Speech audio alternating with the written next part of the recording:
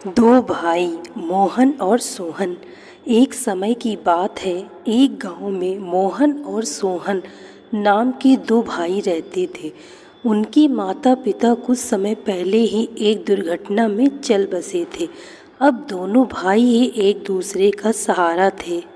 मोहन सोहन से बड़ा था, इसलिए मोहन अपने भाई की हर ज़रूरत पूरी करना अपनी जिम्मेदारी मानता था। वह चाहता था कि सोहन अच्छा पढ़ लिख कर नौकरी करे, इसलिए मोहन दिन रात मेहनत करके पैसे कमाता था और उन पैसों से सोहन की पढ़ाई का खर्चा उठाता था। मोहन एक कारखाने में काम करता था। कारखाने का काम खत्म करके वह चाय की दुकान खोलता था ताकि कुछ और पैसे कमा सके, जिससे सोहन की फीस और उसकी ज़रूरतें अच्छे से पूरी कर सके।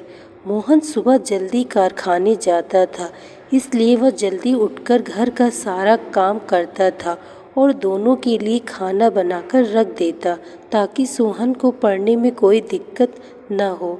इस तरह दिन बीतते गए और सोहन की स्कूल की पढ़ाई पूरी हुई। अब उसने मोहन के सामने कॉलेज जाने की इच्छा जताई।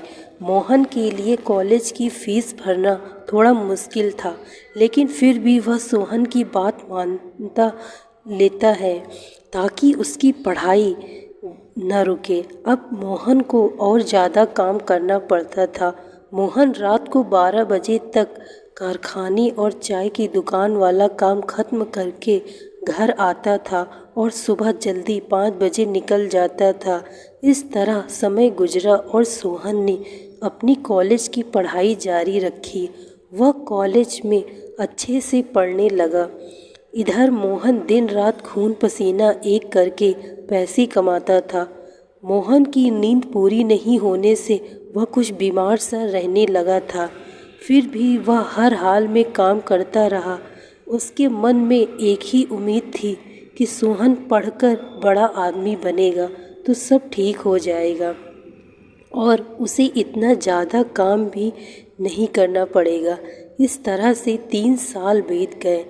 आज सोहन के कॉलेज की पढ़ाई पूरी हुई और आज उसके कॉलेज का परिणाम आने वाला था। मोहन बहुत खुश था कि सोहन बहुत अच्छे अंकों से पास होगा। मोहन उस शाम को मिठाई लेकर जल्दी घर पहुंच गया और घर जाकर सोहन का इंतज़ार करने लगा। उसने सोचा कि आज सोहन के आते ही वह उसे मिठाई खिलाएगा। मोहन अपने भाई का इंतज़ार करने बैठ जाता है। काफ़ी समय बीत जाने पर भी सोहन का कुछ पता नहीं था। मोहन बार बार दरवाजे पर जाकर देखता रहा। इस तरह रात के 11 बज चुके थे। अब मोहन का भय बढ़ने लगा, लेकिन फिर भी उसने खुद को संभाला और कहा कि कैसा लड़का है, परिणाम अच्छा आया होगा, इसलिए दोस्तों के साथ पार्टी करने चला गया होगा और अपने भाई को ही भूल गया। वह मन को बहलाने लगा। अब तो काफ़ी समय हो गया। मोहन को लगा उसके भाई को कहीं कुछ हो तो नहीं गया और वह डर गया। कुछ देर बाद कोई दरवाज़ा पर आया। अब मोहन ने राहत की सांस ली और कहा, चलो ये लड़का आ गया। उसने दरवाज़ा खोला और देखा कि कुछ पुलिस वाले आए हैं। मोहन डर के मारे कांपने लगा और पूछा कि आप लोग क्यों आए हैं? मेरा भाई कहाँ है? वो ठीक तो है ना?